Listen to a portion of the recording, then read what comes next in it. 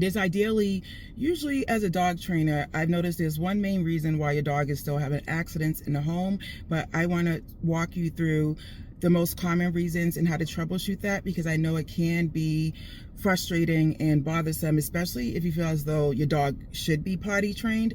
And it's just, ugh. I want to talk to you about how to get them back on track.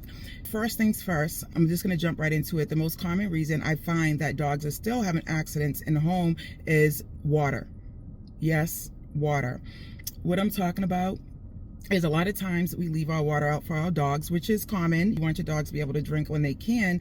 But the key thing is your dog ideally has to eat or your dog ideally has to use the bathroom 15 minutes after eating or drinking anything, right? You know where I'm going with this. If you leave your dog's bowl out throughout the day, then you don't quite know when they have to use the bathroom. And if they're not fully potty trained, then they drink the water or they eat the food that they didn't eat from the morning, and then they're having accidents all over the house. What you want to do, I hear this too, oh my gosh, I don't want my dog to die of thirst. So your dog's not going to die of thirst. Most people are working from home these days. So what I would say is, one, if you are working from home, keep the water bowl near your desk or near you, or a room where you can hear them slurping on that water. So you will know that, hey, if I hear that, I just know 15 minutes from now, I need to take them outside. If you are working away from the home and there's no one at home at all and your dog is roaming free, what I would recommend is make sure your dog is fed and they drink water before you leave or anything like that. If your dog is truly, say, having accidents every hour or 2 hours and you're going to be going to work for 8, you want to leave them in a crate, a pen area, something like that, where they cannot have accidents. But say your dog's having random accidents, you don't know when. If it's going to be 8 hours, you can leave the water down. I just wouldn't leave too much. And what I find most of the time is that there's either someone working at home, someone that will be home before the 8 hours. So your dog's never truly going 8 hours without water. If they are at home and say they are in a gated area or their pen, you can put water in there, because ideally a dog will not urinate or poop where they lay. Some will. That's a whole nother topic that we can get into. The next reason why your dog is having accidents in a home is because they're not truly on a schedule, right? And you're like, what do you mean? We wake up at the same time, we do whatever the same time. What I find most as a dog trainer, the issue comes, yes, you have your dog on a schedule, but everyone doesn't do things exactly the same. Let me give you an example. I was speaking with a client that was saying, your dog's having accidents in the house. I take them out every 2 hours and I pick up the water. And I'm like, that's strange. And then her partner comes walking by and then she's like, honey, what do you do when you get the dog up in the morning? Because he's responsible for 2 of the days.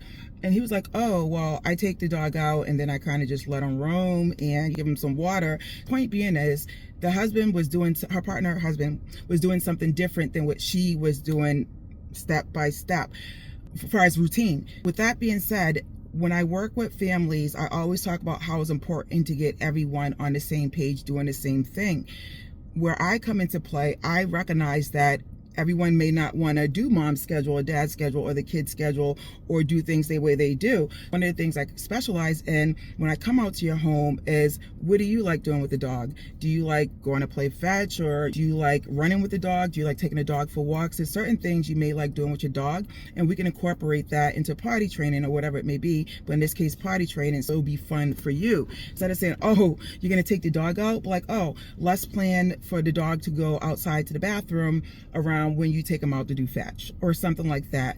That makes it more likely that the person will stick to that routine, stick to what the family is doing, when you can customize it to that person to make it easier for them to do. So with that being said, make sure that the entire family is on the same page as much as possible. Of course, I'm always here to help. Another reason your dog may be having accidents in a home is, I call it human error. I'll explain that. Human error is when your dog needs to go to the bathroom, but say you're busy on a call, cooking, you're doing something, and your dog's giving you cues, whether they're spinning, circling around fast, sniffing, sitting at the door. Ideally, they're not really barking, or maybe they're barking, but either way, you're just too busy, and next you're like, oh my God, my dog peed on the floor, and yeah, but that was really human error. So you just want to make sure before you do something that's going to take up your time and maybe you can't focus as much on the dog, make sure that you take them out to the bathroom so that if they do have to go, it's not that big of an issue. The other reason I see dogs having accidents in a home is maybe because, well, not maybe, but they are young puppies. And as I speak to families about when I come out to visit you for the behaviors, is dogs are no different than us. They go through transitional phases and behaviors and things like that, which how your dog is as a puppy is going to be completely different as a teenage dog or a senior dog. Is going to be different things. Ideally, you want to start potty training young as possible as a puppy, right? But what happens around like 6, 7 months or so, your dog turns into a teenager, or they start to hit the teenage years where they start to test boundaries, regress in things. A lot of times it can be potty training. I get calls like, my dog's been good for the past few months. What happened? And then I have to explain about how teenage dogs regress. Potty training can be one of them. That's another reason why your dog may be having accidents in the home. With those tips, hopefully you identified why your dog is having accidents. And I always say, if you're truly unsure, you want to start keeping a tracker of when your dog is having accidents, because some of the times it's at a certain time. You track an accident, you're like, man, 2 o'clock, my dog's really having accidents. What's going on there? And so you just want to identify what's going on around 2, and then you can switch up that time so you're taking your dog out before and after. But it starts with tracking your dog for accidents, and then taking them out every 3 to 4 hours. If they're having accidents in between, then you want to do every 2 hours, but you just want to keep it every 3 hours, every 4 hours, and keep that program even if you think they don't have to go to the bathroom. The rule of thumb is the dog's age, that's how long they can hold it. So they're 3 months, 3 hours, 4 months, 4 hours, 5 months, 5 hours, and after that they should be able to hold it for 8 hours. But just to give you a timeline of how often your dog should be going out. So you have a 4-month-old, every 4 hours. If you have a 5-year-old, you want to start off, I usually say start off with every 4 hours, every 3-4 hours and things like that, and then you can tweak it. But ideally, just start tracking, take them out on a schedule, pick up the water or monitor the water intake. Oh, bonus, make sure you're cleaning up all the areas that have an accidents with enzyme cleaner. You don't want to use Pine Sol, Fabuloso, or anything like that. Yes, it smells good to us, but for your dogs, whatever chemical agents are combining, it attracts them right back to that. Make sure you're using a pet cleaner, Resolve, or something like that. If you run out of that, you can use vinegar water mix. If you run out of that, you can use unscented baby wipes. If you run out of that, use a paper towel and water.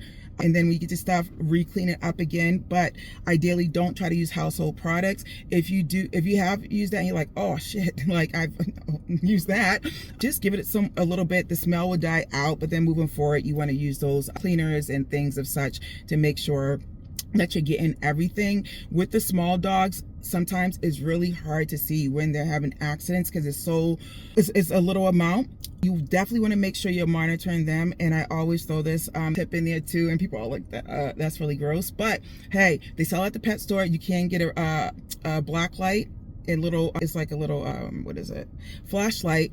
And for the kids, I turn into a game where you walk around the house and you'll be surprised at how many accidents your dog's having, especially the small ones, and that you're not finding. And that could also be the reason why they're having accidents, because you truly haven't cleaned up the entire area. Just keep those tips in mind, and I hope you gain some really good insight of why your dog is having accidents in a home still. But other than that, if you have comments, drop them below. But I will see you next week with another great topic. Bye.